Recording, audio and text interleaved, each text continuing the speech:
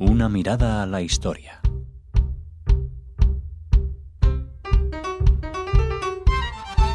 Hola oyentes de Radio Sefarad, un día como hoy, pero hace 210 años, un 25 de noviembre, nacía en Burdeos, en Francia, un hombre llamado Isaac Pereire. Y de él nos va a hablar, y de su familia, Alicia Perris. ¿Qué tal, Alicia? Hola, buenas tardes a todos.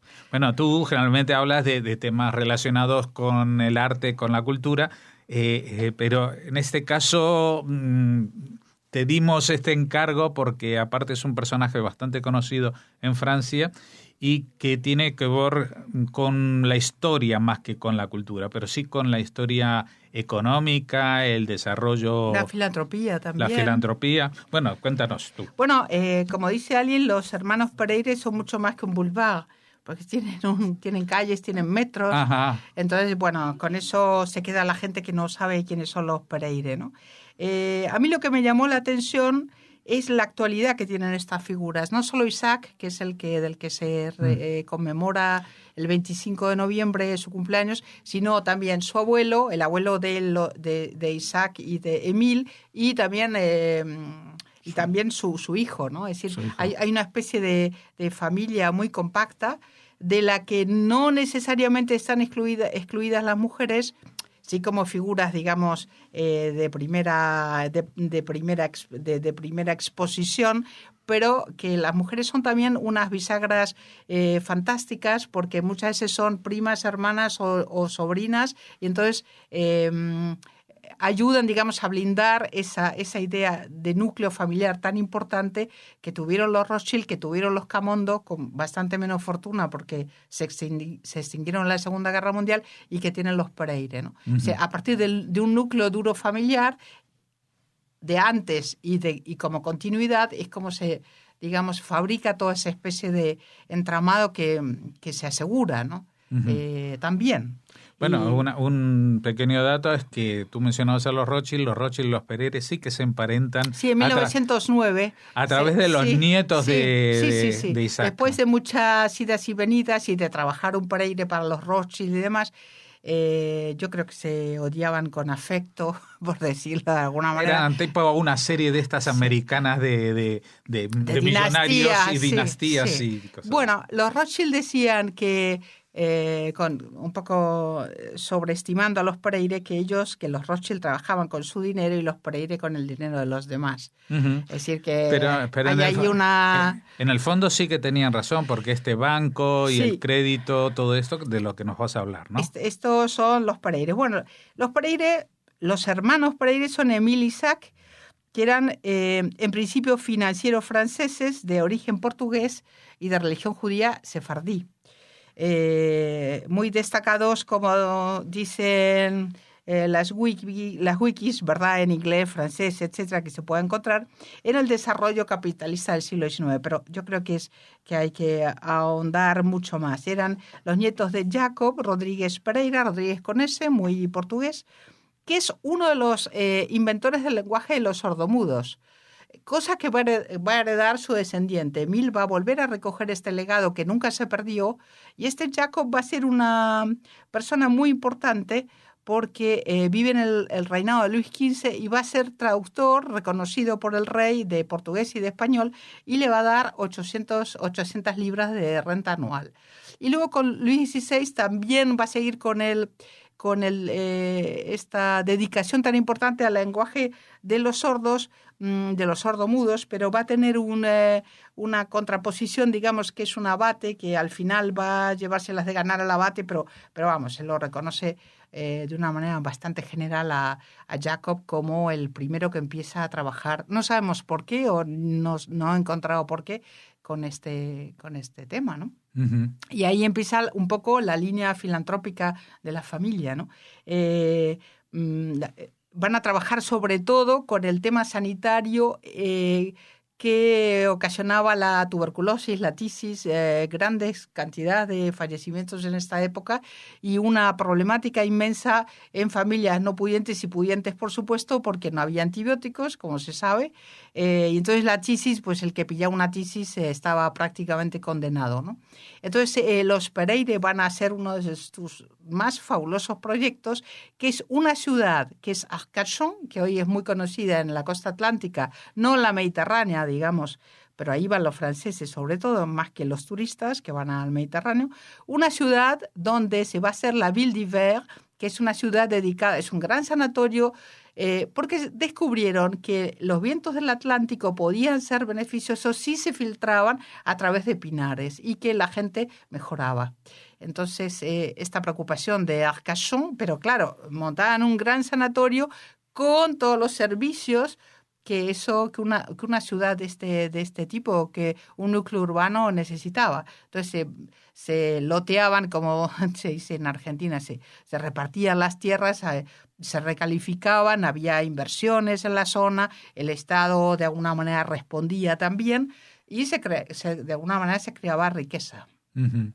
O sea que el tema filantrópico es muy importante, se los conoce como los grandes financieros, pero han hecho una labor, a lo mejor no en lo artístico, pero sí en lo sanitario, ¿no? Uh-huh. O en lo educativo, en el tema de los idiomas. De los idiomas y de los sordos, que es otro lenguaje, ¿no? Hoy el lenguaje está considerado un lenguaje, una especialización como clásicas, como griego y latín, ¿no? Entonces, el que tú dices es Maurice de Rothschild, que se casó con Noémie Halphen, que era la nieta de Eugène, el hijo de Isaac, uh-huh. ¿no?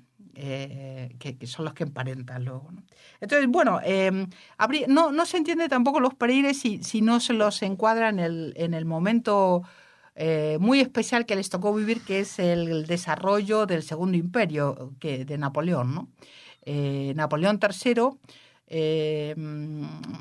que tiene toda una leyenda negra porque empezó con un golpe de Estado como su antepasado, su tío, su supuesto tío, que luego resulta que Napoleón no es el tío, pero eso es otra historia, y terminó con la batalla de Sedan, con la gran derrota de la guerra franco-prusiana. Pero en ese lapso que duró de 1852 a 1870 hubo una proliferación de crecimiento increíble en Francia gracias a mecenas, gracias a emprendedores, gracias a banqueros, a financieros y a todo lo que se había aprendido a partir de la evolución de la evolución de la Revolución Francesa, ¿no? Uh-huh. Y todos los movimientos sociales que tiraron para adelante el país, ¿no? Tal es así que no se ha podido mejorar, en cierta forma, algunas infraestructuras o macro cifras económicas o conceptos de macroeconomía que ya se estaban manejando en estos tiempos y que son sensiblemente parecidos a los de ahora, ¿no? Como demostró un señor en un libro que se tradujo ahora, que se llama David Harvey, que se llama París, capital de la modernidad, ¿no? Entonces él, siendo bastante crítico, dice que lo que más sorprende es el análisis de los sectores inmobiliario y financiero, porque se nota que hay unas analogías muy evidentes con las circunstancias que desencadenan la actual crisis financiera. Uh-huh. O sea, que ahora, el tema es muy interesante. Ahora, los Pereire también destacaron en el desarrollo de infraestructuras como los ferroviarias, por ejemplo. Bueno, las ferroviarias, claro, y además los seguros y los créditos, el crédito foncier, ellos empezaron haciendo líneas muy cortitas digamos, de lo que hoy sería un cercanías, pero llegaron al final a cubrir grandes redes. Los Rothschild se repartieron en los ferrocarriles del norte y los Pereire los del Midi, ¿no? Y toda la parte española también, pero también trabajaron en Rusia, trabajaron en Suiza, llegaron incluso al Banco de Túnez, al Banco de Estambul. Uno de ellos, el hijo de Isaac, llegó a ser embajador en Persia, es decir, que establecen una red que se parece mucho a la de los Rothschild también en su día y mucho a los de los Camondo, ¿no? Que venían de Constantinopla, eran sefardíes de Constantinopla. Eso es otra historia, lo que pasa es que llegando a Francia hay una coincidencia y un paralelismo en donde estas tres dinastías, digamos, viajan juntas, cada uno con su historia y sus resultados, ¿no? Pero como bien decían los Rothschild, queriendo echar un poquito de desprecio encima, ellos lo hacían con el dinero de otros. ¿Cómo era? Porque era con financiación a través de un banco de crédito que crearon. Bueno, ¿no? en esa época necesitaban dinero, se necesitaba dinero. Es la época en que el emperador empuja el canal de Suez con Lesseps, es la época en que Haussmann hace toda la reestructuración urbanística de París, Francia hace un tratado con Reino Unido para gran escándalo muy antiproteccionista, una especie de anti-Brexit, para usar un vocabulario de hoy. Hay además algunos derechos, como el derecho a la huelga, que cuando se dice que, cuando Zola habla de germinal, de esa tan mala vida de los mineros, existe eso, pero también hay algunos adelantos. Yo creo que en ese momento se encuentra un punto muy exacto donde se evita la explosión social y donde el dinero hace que haya una clase burguesa absolutamente estabilizada, ¿no? Es la época también de los grandes almacenes, ¿no? Del Le Bon Marché, de la Samaritaine, que hace 15 años que está cerrada, pero que es un edificio considerado o de Printemps, que sigue existiendo, ¿no? Entonces, estos señores, pues, aparte de los ferrocarriles, como tú dices, tienen los grandes bancos. El Crédit Lyonnais es un invento de los Pereire, que todavía subsiste. Uh-huh. Nosotros tenemos aquí el Fénix, Unión y Fénix, que tiene un edificio maravilloso en Gran Vía. Es de seguros, es de los Pereire. Es decir, que todo lo que hoy en día nos parece objetable o nos parece, según el prisma político y según el posicionamiento sociológico, ideológico que uno tenga, interesante u objetable, pues viene prácticamente del cerebro y de las estructuras que crearon gente como los Pereire. Además, también trabajaron a la vez que creaban riqueza, digamos, en el periodismo, ¿no? Por ejemplo, los dos. Émile trabajó en Le Globe, en Le Commerce, en Le Connaissances Inutiles, y Jacob también. Con lo cual... Isaac. Jacob no, Isaac. Y detrás de todo esto está, como estábamos hablando antes, es la figura de Saint-Simon, ¿no? Que es un ideólogo de una especie de utopía socialista, sí, pero... Es la época de Fourier. Yo creo que Fourier y su falansterio es mucho más avanzado que Saint-Simon, pero Saint-Simon viene muy bien a estas clases medias que necesitan, digamos, un terreno firme sobre lo que aposentar su necesidad de crecimiento y de expansión, ¿no? Entonces, es una especie de burguesía ilustrada, ¿no? Efectivamente, es un poco sin perder todo lo que se había ganado con la Revolución y el Primer Imperio, es volver a recuperar los ideales de las luces, con todo lo elitista. Finalmente era el despotismo, es un despotismo ilustrado, aggiornato, puesto al día para la segunda mitad del siglo XIX, ¿no? Y además el propio Segundo Imperio tuvo dos partes, la primera más absolutista de asentamiento y la última mucho más liberal, donde se da libre curso a todas estas cosas, ¿no? También estuvieron en la política, en el cuerpo legislativo, o sea que prácticamente esta gente lo toca todo, el periodismo, la filantropía, la política, las inmensas infraestructuras como los ferrocarriles, como las cajas de ahorros, como los créditos y como toda esa circulación de dinero que permite ese crecimiento que está pidiendo sobre todo la clase burguesa, que es la que siempre, como todo el mundo sabe, y se le achaca también, ha tirado de Francia hacia adelante y ha hecho de Francia lo que es.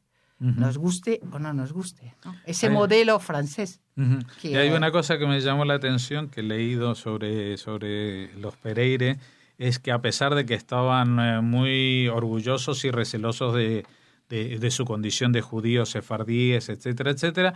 Sin embargo, por ejemplo, cuando estaban en el cuerpo legislativo, pues votaron a favor de que se conservasen los privilegios del Papa. Sí, ese fue Isaac. Sí. Ahí Isaac está muy señalado, porque a veces es los Pereire, ¿no? Es como que van juntos, ¿no? Uh-huh. Los hermanitos, ¿no? Pero ese concretamente que hizo eso fue Isaac Pereire, que... Bueno, yo creo que esta gente tiene una intuición de supervivencia fantástica, porque saben hasta dónde se puede tirar de la cuerda, saben que se los mira. Falta muy poco para el affaire de Fus, estamos en eso ya casi llegando, entonces el antisemitismo está siempre ahí. Por supuesto que había antisemitismo ya en la época de los Pereire, y entonces es como que tampoco quieren mal disponerse, ¿no?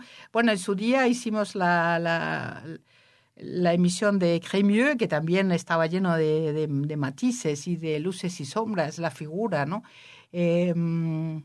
Sí, y además apoyó la figura del Papa como institución digamos, como institución de poder también, ¿no? Entonces, es como que los praeres no quieren meterse con el poder, y la Iglesia Católica es un poder en Francia, y además Francia había soportado terribles guerras de religión con el protestantismo en su día, y me imagino que esta gente que era muy culta lo tenía... Discúlpame por la ignorancia histórica, pero todo esto de las ciudades que estaban bajo el control del papado como Aviñón, ¿todavía estaban o no? Ya habían... No estaban, no. Las fronteras ya estaban muy delimitadas, además hubo...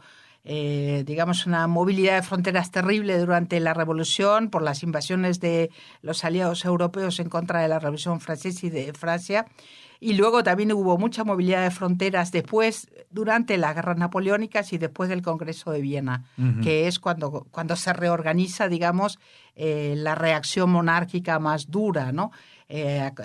Castigando, digamos, esta Francia revolucionaria del imperio que se ha creído que quiere ocupar media Europa. O sea que no, pero está claro que Francia está considerado un país católico, incluso si los protestantes, después de tanta guerra, después de tanta muerte, en la época de Catalina de Medici y demás, de los Valois, se cortan tantas cabezas. Francia de vez en cuando, ¿verdad?, pasa de huello a unos pocos disidentes o no, habría que ver. Quieren hacer uso de su invento más conocido, la guillotina.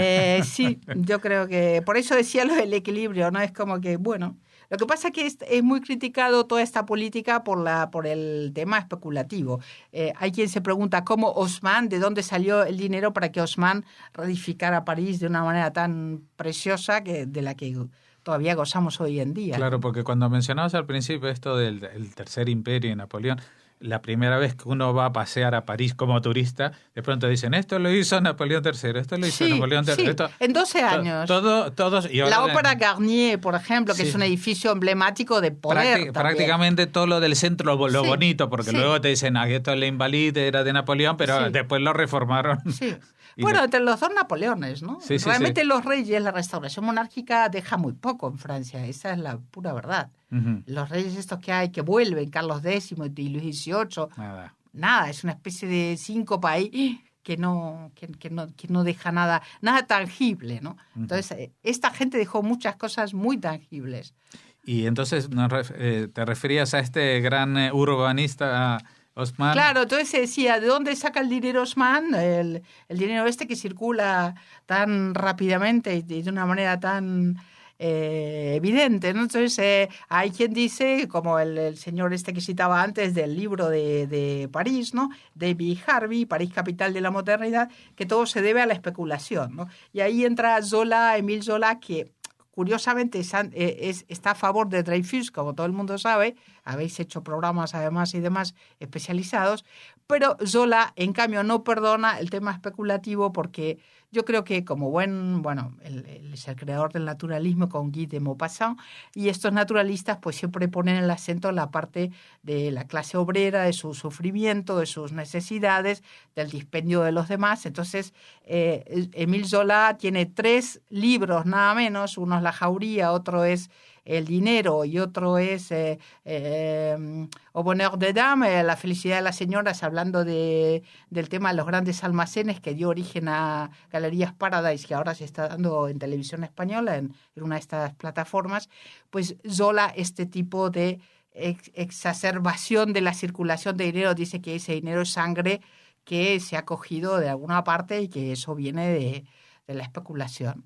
Como dicen hoy en día medios de comunicación de izquierdas o gobiernos, digamos, que no tienen ese contenido burgués al que estamos acostumbrados en otros países, ¿no? Que lo vemos como normal. No todo el mundo veía eso como normal. Lo que pasa que, bueno, este es uno de los problemas del progreso. También pasó con la revolución industrial, que cuántas vidas, cuánta polución, cuántas desgracias costó la revolución industrial. O la propia Revolución Francesa, ¿no? Nada es gratis, ¿no? Entonces hay que optar en determinado momento algunos que están al mando o los propios pueblos optan por un modelo o por otro. Este es un modelo, pero es un modelo que le funcionó muy bien. Bueno, este modelo representado hoy por los hermanos Pereire, básicamente festejando el cumpleaños 210. Hay muchísimo que ver, que averiguar. Yo siempre digo, deberes para el hogar, profundizar sobre los Rothschild, sobre los Pereire y sobre los Camondo, que además han dejado residencias, incluso el Hotel Camondo en París, que legó a la nación francesa, depende del Museo de Artes Decorativas, tiene una visita maravillosa. Yo creo que estos tres que fueron juntos en una exposición en la Biblioteca Nacional de Francia al final de 2012 al 2013, anteayer, pues merecen absolutamente una dedicación y un recuerdo porque son gente, creo, fuera de lo común. Independientemente de lo que se les pueda criticar, han ido para adelante. Gente con iniciativa. Nos han llevado para adelante. Sea donde fuera para adelante, pero aquí estamos, ¿no? Pero era lo que entonces significaba la palabra progreso. Lo que entonces y ahora, porque la crisis que estamos teniendo ahora tiene mucho que ver con la que sufrieron en su día los Pereire, de la que salieron. Uh-huh. Lo que habría que preguntar es si ahora hay Pereires. Pues a ver si entre los oyentes hay alguno que se anima a inspirarse en la vida de estos personajes. Y hacemos otro Crédit Lyonnais. Y para hacer trazarnos un nuevo futuro. Muchas gracias, Alicia Perry, por haberte prestado a hablar de estas cosas que no son exactamente de las que hablas en tus programas habituales aquí en Radio Sefarad, pero que sí son habituales dentro de tu conocimiento profundo de la historia francesa. Ya sabéis que es un placer, a vuestra disposición. Un saludo. Shalom.